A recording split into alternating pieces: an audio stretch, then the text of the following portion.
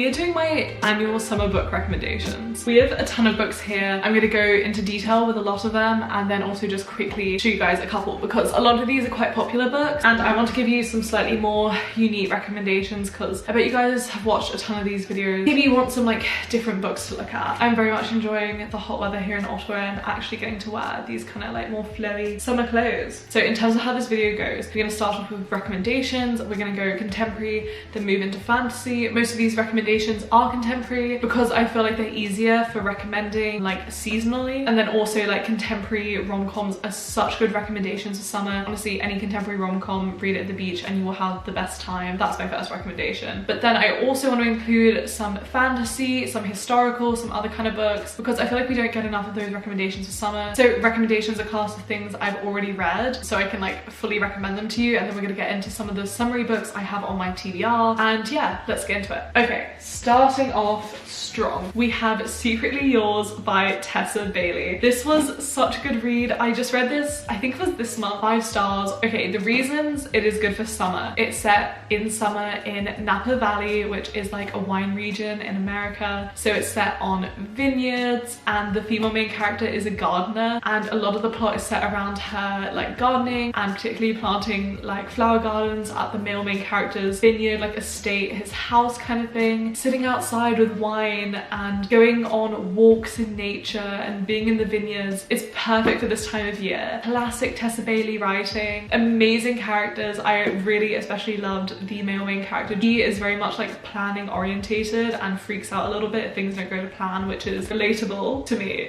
Obviously this is the recommendations part, but on my TBR is Unfortunately Yours, which is the second book in this series, which is coming out in summer, so perfect timing. We also have In the Weeds by B.K. Borison. This is the second book in the Love Light Farms series. First book, Love Light Farms, is a perfect winter read and I'm sure tons of people read it around Christmas because it's set on a Christmas tree farm. This is the second book in the series, which is about the farmer on the farm. He is definitely like a grumpy character, and then the female main character is an influencer who's been to the farm. She is trying to rediscover herself. She's taking a break and she's trying to find what makes her happy, so she goes back to the farm because that's the last place she really felt happy. Love Light Farms is a perfect small town romance, so small town set on a farm, great for summer. Also because the male main character is like a farmer, there's tons of talk about like gardening and plants, and also he has like kittens and there's like tons of animals. It's very cute. Oh, and then I haven't read book 3, but the main character of book 3, she's a baker, and there's just tons of like cozy baked goods and gardening, and it's very, very good. Highly recommend this for summer. I think I rated it a 4 stars. The next recommendation I want to give is The Honey Don't List by Christina Lauren. I actually read this on a cruise last year. I don't remember if the setting is particularly summery, however I think anything with like a travel element is perfect for summer because that's when people are doing a lot of traveling, and this has a travel element because the main characters are both assistants for this famous home renovation TV couple, and one is the assistant for the wife and one is the assistant for the husband. They're on a book tour with them trying to keep everything together because the couple is basically on the brink of divorce while they're selling a book about how to have the perfect relationship, and the assistants have to like try keep everything together whilst they're traveling. It's also kind of like a bit of a forbidden romance, and it's like a workplace romance. It's Christina Lauren, it's good, the writing's good. There's also so much more like depth going on top of the romance. I just thought this was a really quick, good read for summer. I don't have the first book in this series, but I do have the second. I want to talk about The Bridge Kingdom by Daniel L. Jensen. This is the Traitor Queen, which is the second book, but I think I rated them both 5 stars. It is an incredible series, an all-time favorite. I'm just staring at it. I love this cover, I love this series. The reason I want to recommend it for summer, and there are not enough summer fantasy recommendations, so because the setting is very tropical. To explain the plot, the female main character is a trained assassin who is sent in an arranged marriage to marry the king of a rival kingdom, but she's a princess. She has to take down the kingdom from the inside. So it's an enemies to lovers arranged marriage, and the rival kingdom she goes to is called the Bridge Kingdom, obviously the name of the book, and it is set in like this tropical jungle island setting, so perfect for summer. And then also the second book is in more of like a desert setting. Very, very unique world building and just great for this time of year. Things I've read, but I'm just going to show you quickly. I've read way more summer recommendations than this, but ones I have in my bookcase. It Happened One Summer by Tessa Bailey. Honestly, all of Tessa Bailey's books are perfect for summer because they're all rom-coms. She also has like a Christmas one, so she does great like seasonal stuff, and I love that when Tessa Bailey picks a theme,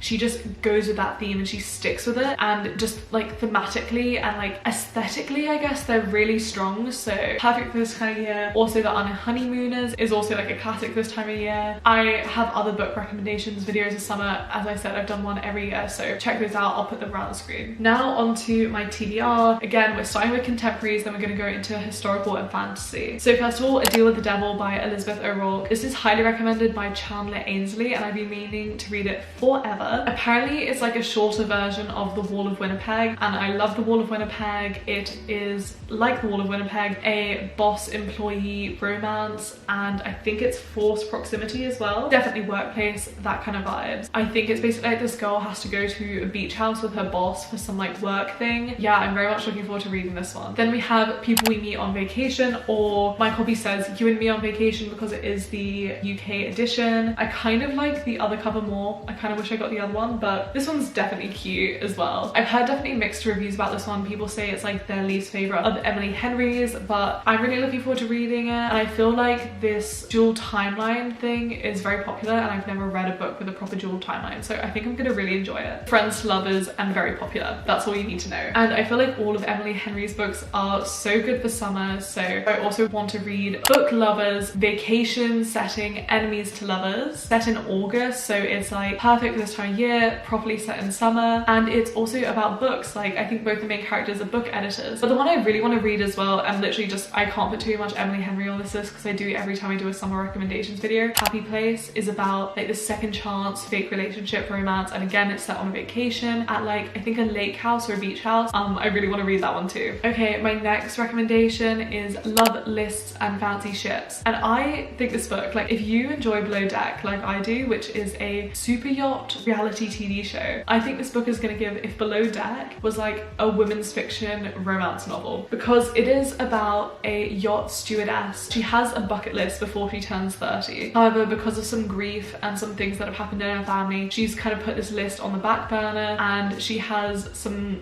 nieces I think come to visit, and they all decide to work on the list together. It's like only a couple weeks before she turns 30 and she's working on the list. I think it might be set on a yacht. I haven't read it, I don't know, but it definitely gives summer vibes. And then the next book in the series also I think is set on a boat and gives summer vibes. Before I move on to my sort of other genre TBR recommendations, just some books here. Love and Other Words, I'm sure everyone's heard of this. It is like so many people's all-time favorite.